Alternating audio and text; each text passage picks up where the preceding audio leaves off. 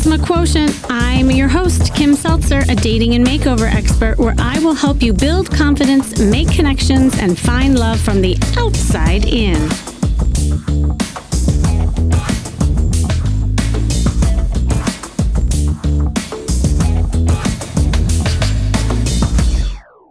So you run a highly successful business and have to be on all day, and people come to you where they seek your approval. You have to make tough decisions. You are constantly putting out fires while looking towards the future to figure out the next move.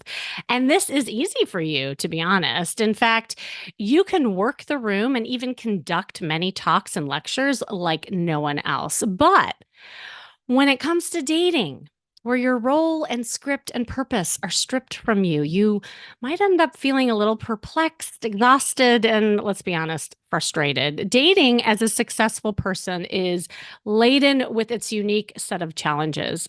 Now, first and foremost, I want to talk about how successful people, if this is you listening, you often lead a busy and demanding life, and you might have a career that requires a significant amount of time, energy, and focus. And this leaves little room for dating and romance, leading to feelings of frustration and loneliness despite the professional success. So you might go in spurts and then you get exhausted and then you go back, and there's this loop that happens with that.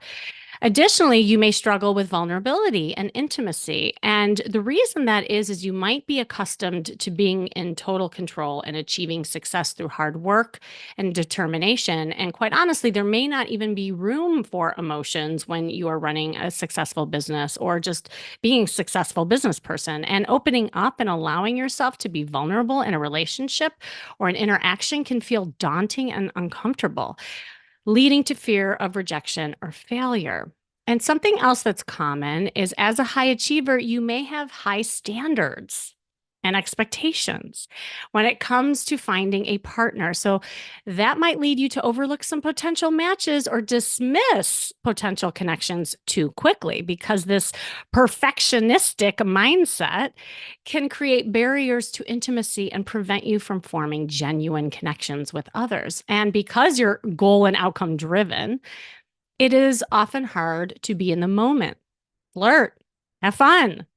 And let's face it, you probably are a little too serious. So I'm sure you have that list of what you are looking for a partner. I mean, after all, if you are successful, you are probably outcome driven and have goals and aspirations outlined for yourself, even in the love department. So overall, your identity, confidence, and self-worth gets wrapped up in what you do for a living and what you accomplish, not for just who you are. And this is something that I help a lot of people with. It's very common.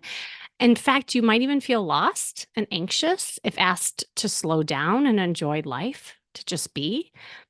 Now, as a therapist, and I'll just do a little psychobabble here, reinforcement also plays a role in that, and that you tend to do more of what makes you feel good.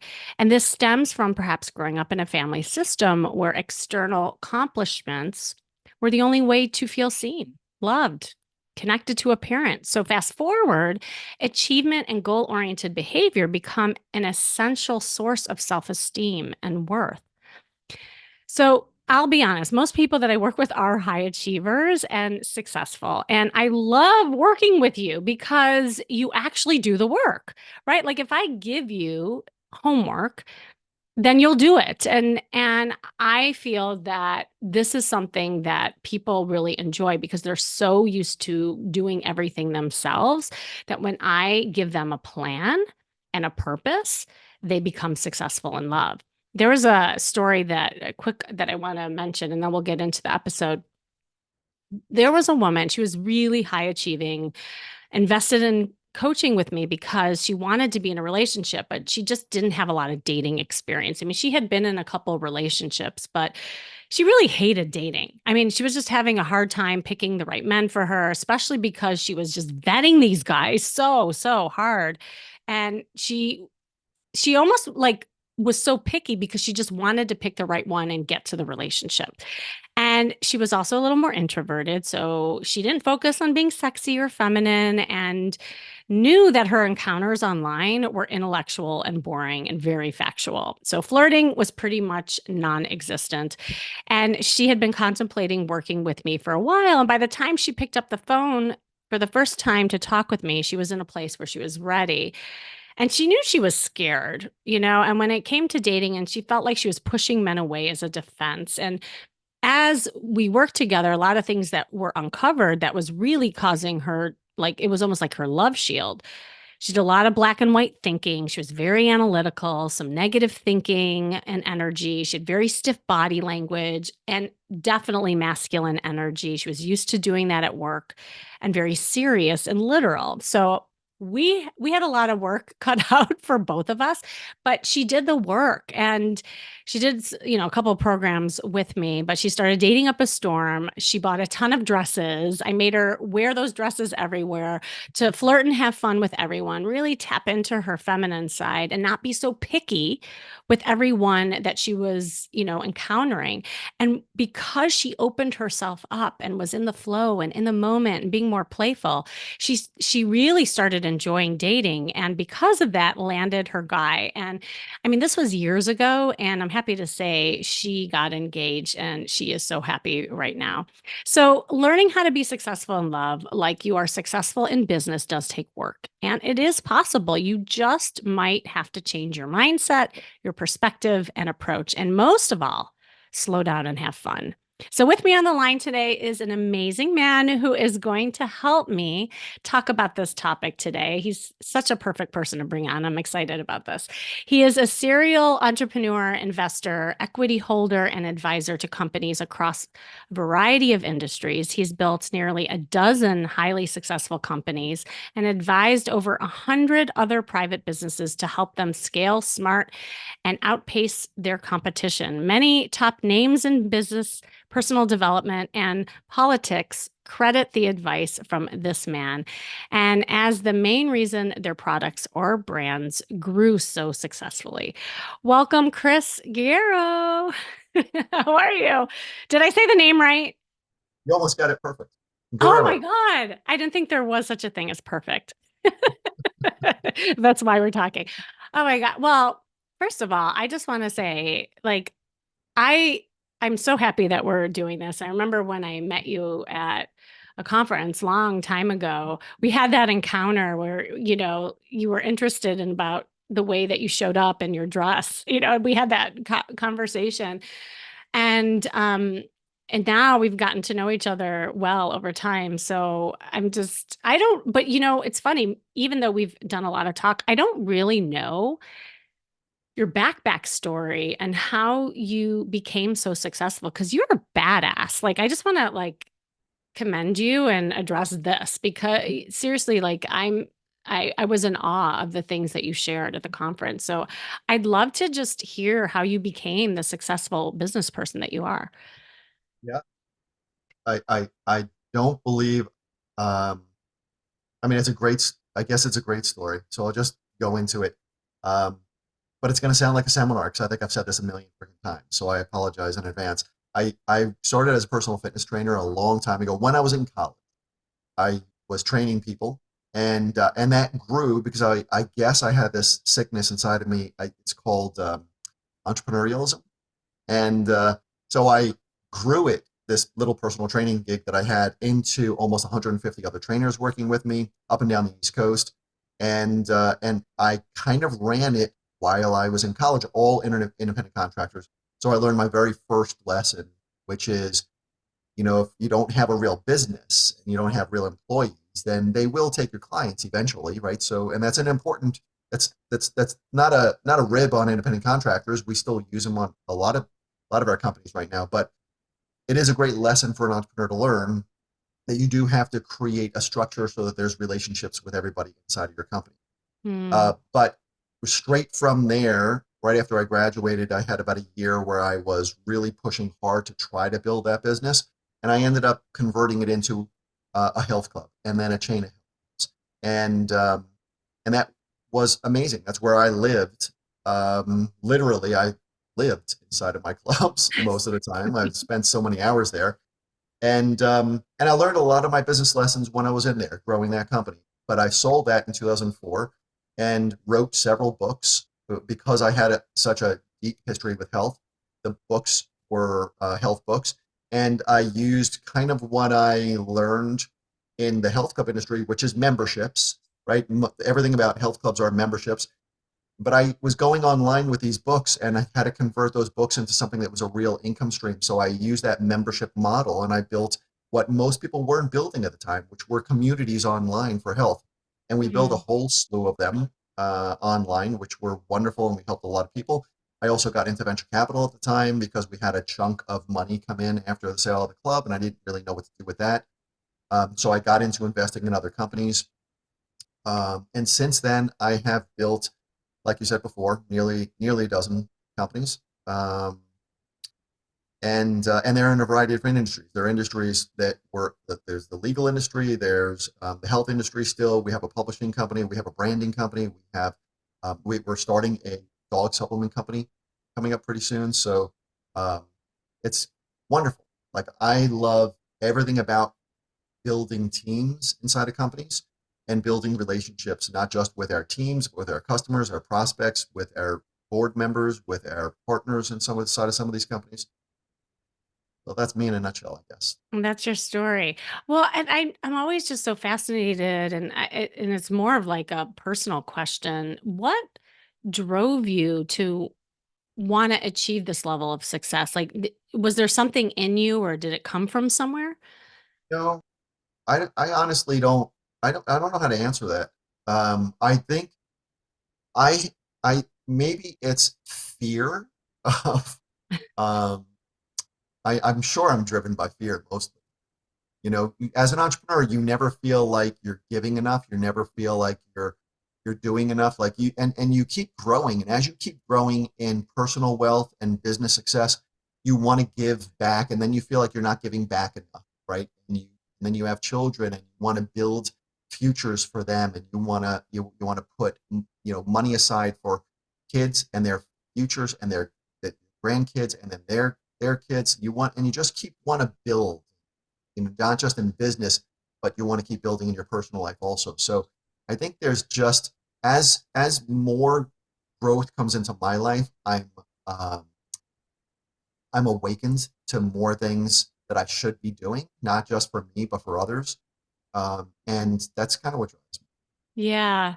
Right. I mean, there's obviously different drivers and different like parts of your life that motivate you, and it builds on that. But, I think a lot of people who are successful and high achieving like you can relate to parts of that of your story because not everybody has that internal drive, and that's why I was asking about just kind of the motivation and where it comes from. And I didn't know if there was ever a time where you weren't successful and like Oh my how. God. Really? Yeah, it's 'cause Oh my that God. I would love to hear, like, how you overcame that and, like, got to this place. That's why I'd say the first 9 or 10 years of being in business, I lived on credit cards. I was so good at the science of getting a credit card to pay off other credit cards that I thought I cracked this whole code. And I grew my first company, which were the health clubs, looking like I was so amazingly successful on the outside because these are big, beautiful. It's not like little gyms; these are big, beautiful clubs.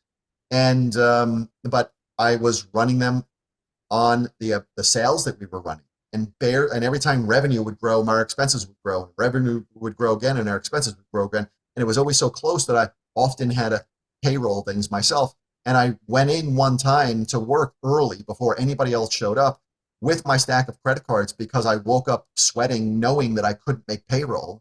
And I expected to just go in and swipe my credit cards on our point of sale system, our little credit card swipe machine.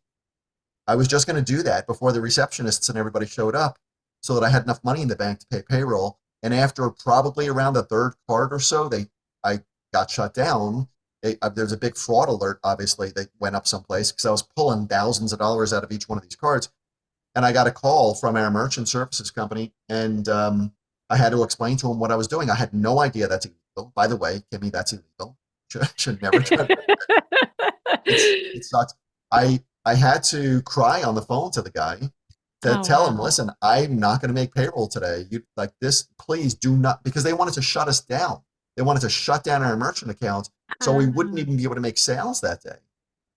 So they sent me a document that I had to sign, and back then, I know I'm going to use a word that probably nobody's going to realize what it is anymore, but I back then I had to fax a copy, a signed copy back into them, and I did that, and they did not shut the merchant account down, but I obviously was not allowed to pull any money out of my credit cards for that. wow. Wow. But that took a certain fight within you, a motivation. I mean, there's a lot of people who would have just shut the door and given up, and that's why, because I think to be successful, you have had to have those rock bottom moments, right? Because that's what drives, I think, especially the successful entrepreneur. And I will tie this into dating in a second, but I want to almost kind of dive into just the psyche of, a highly successful person like you and how you overcome obstacles. So are there like certain things you did to overcome some of that? I Yes, they're definitely. Hmm. I was, I still am a very positive person, but back then I studied positivity. Like Ah, I read, like I'm so fortunate with some of the paths that I've been able to take in life.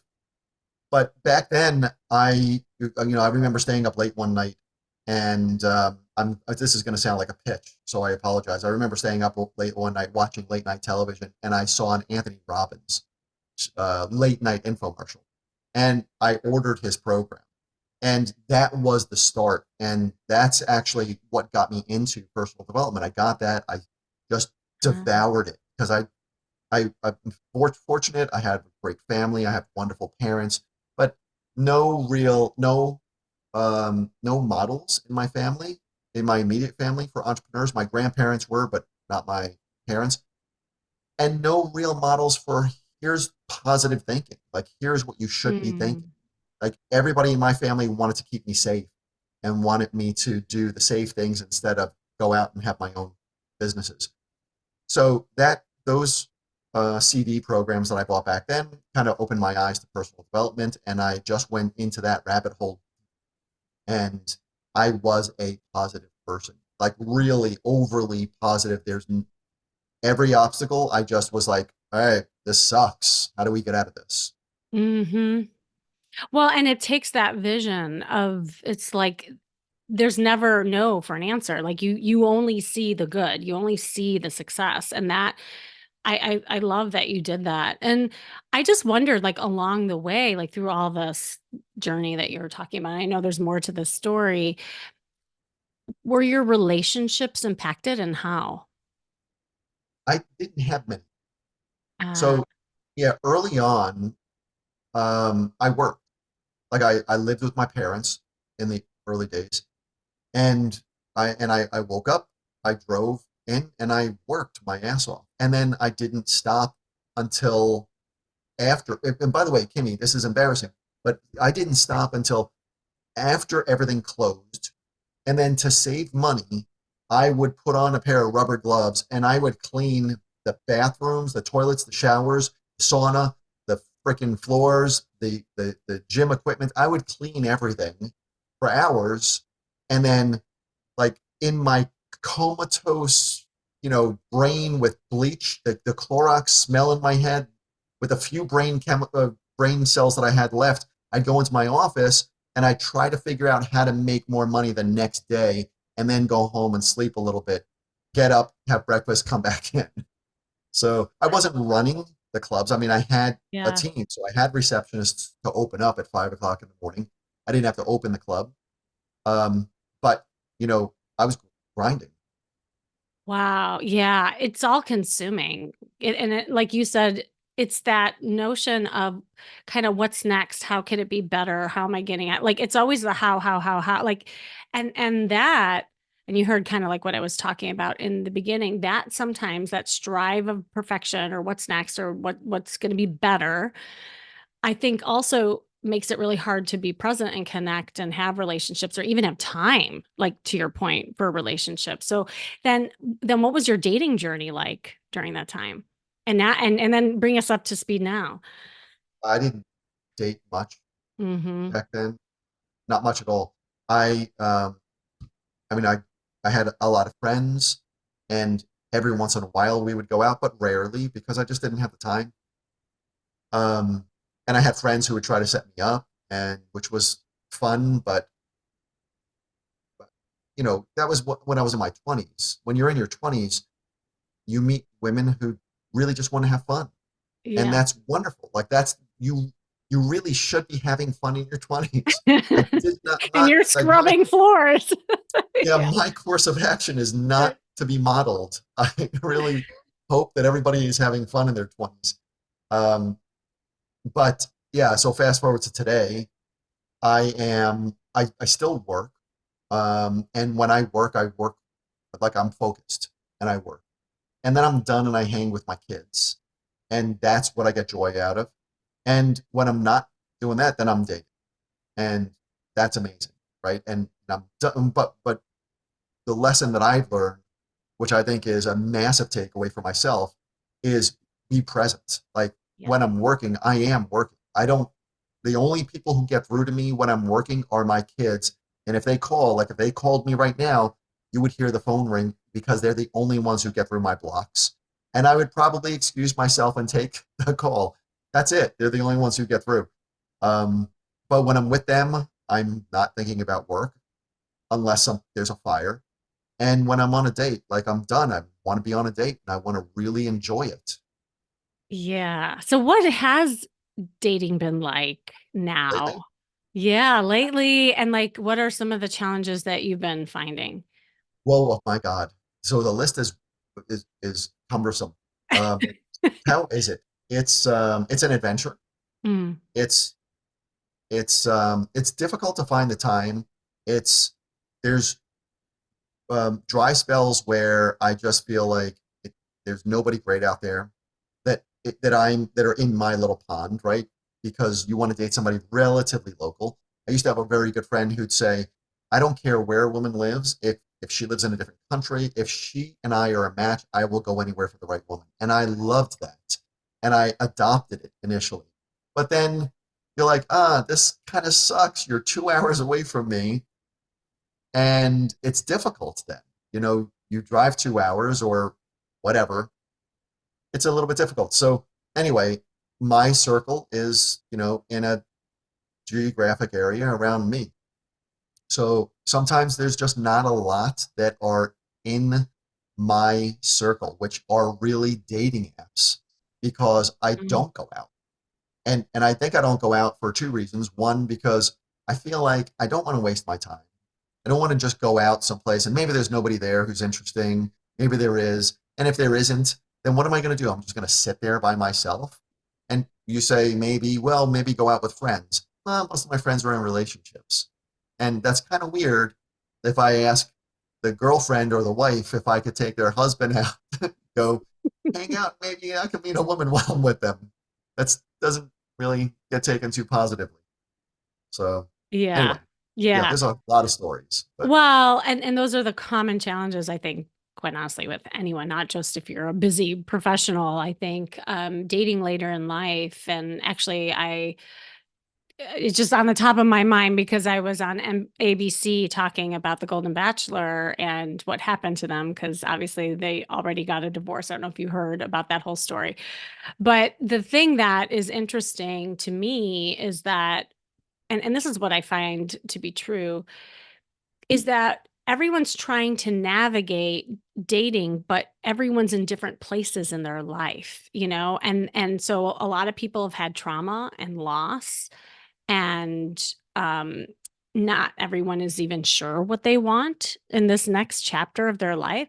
So you have a lot of people just almost spinning and not really having clarity on what it is they're set out to do. So that adds to the frustration and the confusion of like, well, who is right for me? at this time in my life, And so what you said is true. Also, your friends go away. That once you had, maybe a lot of friends who were couples, or the circle that you were in was just a lot different. And yeah, like you need a good set of wing guys to hang out with you, right? Like you and I talked about this off air. And you have to, like, gone are the days where you have the infrastructure of your social life in college, where everyone's hanging out and being social together. You actually have to be intentional and seek that out. But to know where to go and how to be is what gets really difficult. So I'm glad at least you're starting to. I mean, I gave you some homework assignments in your podcast a little bit about building sandcastles in the sand and going out and just like starting to talk to people. Talk a little bit about that, because we also were diving into, I think a lot of successful people are also a little bit introverted as well. Can you talk about that too? Um, yeah, I am. I don't know if you're talking about me or about other folks, but I am definitely introverted. Um, Actually, I felt like a lot of the things you were saying during your intro, you were speaking to me because you nailed it so well.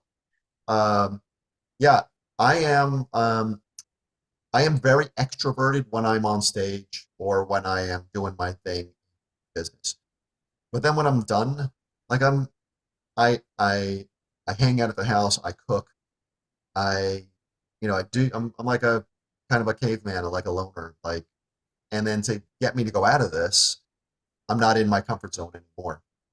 So I think that if you are in business and you're an introvert, Yeah. that kind of is not conducive to being in a great relationship.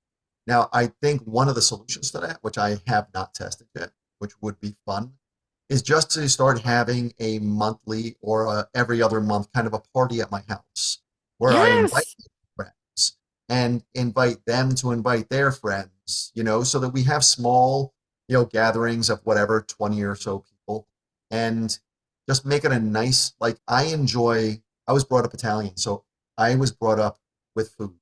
And when you have people over, you have like just lots of food everywhere.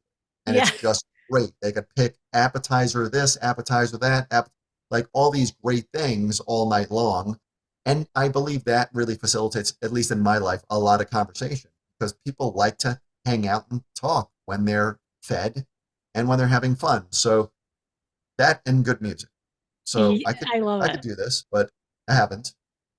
Well, after this podcast, you will, because I'm going to give you that as a Is homework that a assignment. subliminal And message? then and then I'm going to follow up to make sure you do. This is what I do with my client.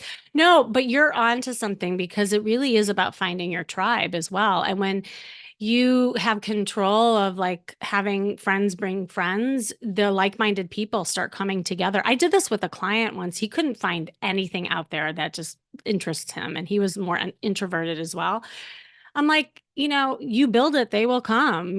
Don't wait for something else. You take the bull by the horns and you create it. And, like you do this in business, right? But somehow when it comes to like your social life, it's different. It's literally creating a social plan or a dating plan, just like you do a business plan. You have to like map it out. In fact, I'll have my clients, and maybe like this might help you and you listening to this, is like I have this three-prong approach. One is like what you said, maybe once a month you create something that, is in a consistent way where you're seeing the same people over and over again. It could be even a class. You could take a class. There has to be something where there's follow up where you see the same people. It could even be at the gym, like taking the same ladies. This I'll say for you, this is fantastic, because then you can meet other like minded women, and a lot of single women go to those classes. Men, you are a fool to not go into those classes. Do you know how many single ladies are in there? And this is the thing, like people think about their own, like what they like, but they don't even think about where the opposite sex is hanging out. So like ladies, go to Home Depot and like hold a tool and ask a man for help. Like that's fun. That's brilliant. And so I love that you said that, because even if you're introverted, there are times when you can still be social, and it's just knowing what your comfort zone is and the people around you to do that. Like if going in a huge crowd is draining, which it mostly is for a lot of introverts, yeah, then create a smaller circle where, you feel better. So, yeah, I love that. Yeah. So, Chris, what is it? Have you gotten clarity on what it is that you're looking for this time around now that you're like kind of back out there dating? Yes and no. Yes and no. Like I believe, so I have a list, and Of course you do. What's on your list? I'm so curious. I don't. I'd have to pull it up on my phone. Oh, But okay. I will tell you a couple of things that come to the top of my head. But but but I do have a list, and I don't know that that's a great thing.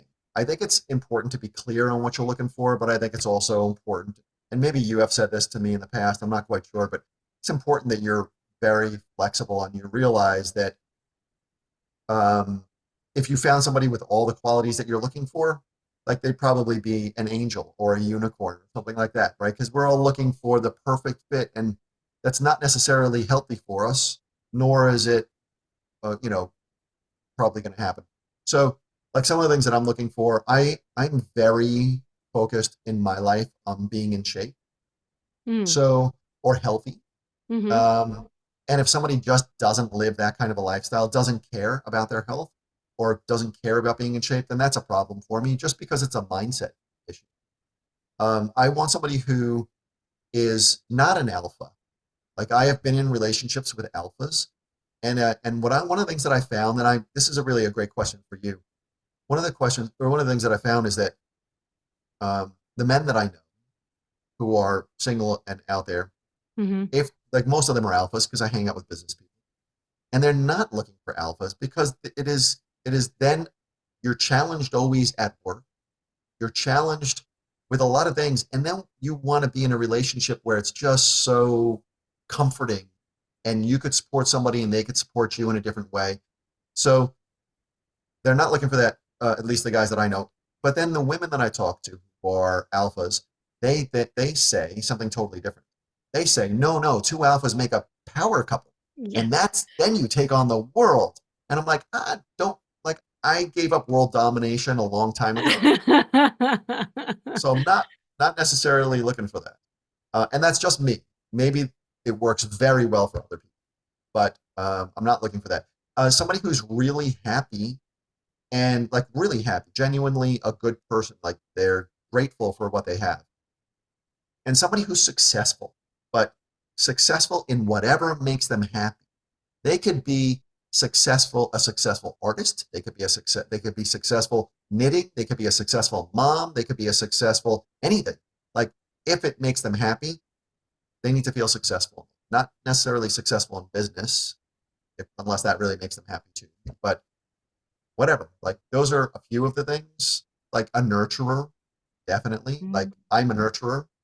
Um, Somebody who likes to cook. Like I think for me that's important because I like to eat and I love to cook. So, but I've been in relationships where I'm the only one who cooks, and that just felt wrong for me. Um, and if somebody says, well, actually, I was out on a date one time with somebody years ago, and we were talking about cooking, and they said, "Are we Sorry. good?" Yeah, sorry. I'll just close that out. I'll edit that out. Keep going. Sorry. Okay, I was out on a date years ago with somebody who brought up cooking and asked me if I like to cook, and I said, "Yeah, I don't necessarily like to cook, but I cook every day, and I enjoy eating healthy. So I cook definitely." And and I said, "Well, what about you?" And she said, "Well, I cook macaroni and cheese from the box, and that's it. Sometimes I make toast." Sometimes I And make I'm like, toast. "Oh, really interesting. Two things I don't really eat much." But I guess let's see what else we have in common. We had nothing in common, but it Hmm. was it was interesting because there are certain things that inherently at this point in my life I know make an easier match, Yeah. and things that are like probably not. If you really enjoy ordering out every night for dinner, that's great. I have so many friends that love that. I don't. So I know that in my life, I want to cook. I want to be with somebody who enjoys cooking and eating healthy. So I don't know.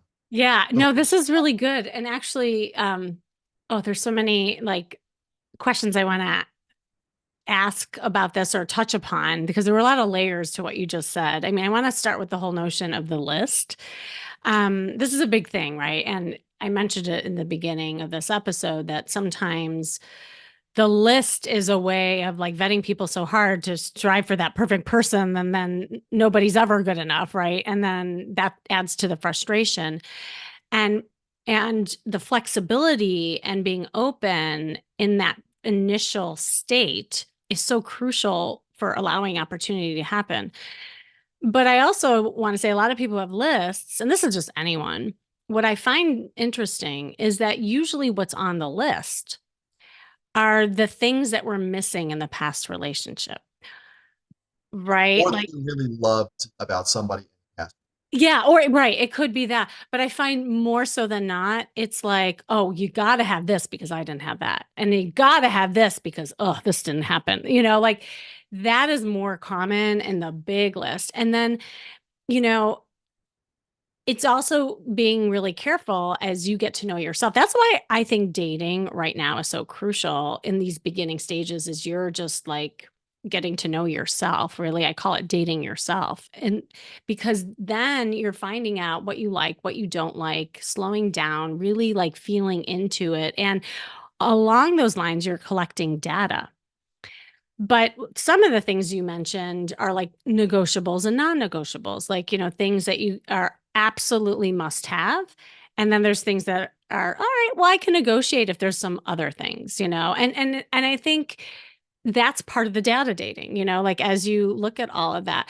But the other thing that you touched upon, oh, this is so common, the power couple. Dun dun dun. Like I hear that all the time from like successful people. I just want my power couple Do you partner. hear about it from men ever, No, or I know it's I hear both sides. Both, oh no, really? Oh, I'm yes. shocked. Oh yeah, no, because I mean we're in the same world, being in an entrepreneur world, and I remember I was talking at a conference to a very successful entrepreneur guy, and he too was single, and he's like, I just want my queen. I want my power woman who is highly successful. And then he named, it's so funny because it was so polarizing. Like he named all the qualities that a badass entrepreneur would have, but then he wanted the feminine qualities of someone who was not an entrepreneur. So I'm like, well, which is it? Because here, this is where we tap into the masculine and the feminine energy. And I think this is what gets hard with highly successful people. Would you agree? Oh yeah, without a doubt. I Yeah. think that so when you have that balance though, it's Hmm. beautiful and it's amazing. It's and by the way, it doesn't change, I don't think. Yeah. When you have that connection and there is that silent agreement between two people in a relationship where um when this kind of a decision needs to be made, it's you. Like I'm totally good with you making that. When this other kind of decision has to be made, it's the other person. And they're just so happy that it becomes a partnership in life as Yeah. opposed to like let's take on the freaking world and knock walls down. Which in my opinion becomes competitive and which is a double-edged sword. There are people who love to be. I'm one of my best friends, the most competitive guy I know.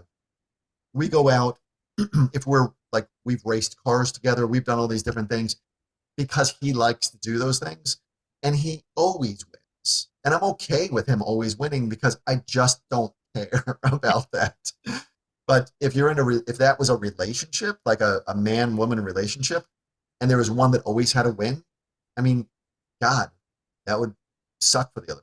Yeah. Yeah. No, that's very true. And if you do have that mindset of not being good enough and what's next and how are we going to get to the next place. And you can't be in that moment together as two people and to really connect and see how you can like communicate and grow together. I think that's the biggest difference, because that's where the competitiveness comes in. Well, what about this? And what about this? And then that's when people start straying and looking for the next best thing, right? So it's that shiny object syndrome thing that can end up happening to a lot of successful people. which by the way destroys businesses. It destroys teams in your company. The shiny object syndrome is I don't know a place in life where that's a benefit. Yeah. Well, and it's funny because a lot of things that show up in business show up in love. And that's why we're having this conversation because sometimes we compartmentalize it and think it's so different, but really it's the same. So, like, the things like that we were talking about, like how your identity sometimes can get wrapped up in your work. I think the difference is that just knowing who you are separate from your business and how you navigate that you're awesome just on your own, right? And you built these businesses just being your awesomeness, and it's the same as you build your love life as well. And so I guess like I know, oh my God, I'm like looking at the time, like, how do we get here already? This always happens when you and I talk. Um, Maybe to end with, what are some commitments do you think that you're going to have for yourself now that you are just getting more aware of what you're set out to do and how you can let go of some of this like challenging stuff about being, in that mindset, that successful business mindset? Well, two things. Probably listen to you more. That's the number one thing. And the second thing is really interesting. I was out with a woman last night, and she said it was maybe 2 hours into dinner. Like we were having a nice dinner, it's 2 hours into it or so, and she said, you are you're tightly wound. Hmm. And I'm like, what are you talking about? She goes, well, when we first met, like early tonight, when we when we first I picked her up. When we first met, you were confident and you were, talking fast and you were this and you were that. And she listed all these different things. And she said, even for the first 30 or so minutes of our dinner, you you were just it seemed like you were still in your business mind. Like it was great to be with you. Like the conversations were good, but you were almost aggressive in the conversation. And then I watched you and we weren't drinking. So I can't say, well, yeah, I had a drink. She said the conversation just kind of connected a lot more as you kind of relaxed. So my commitment, I guess, would be having a little bit more buffer time Yeah. between work and personal life, and maybe figuring something out.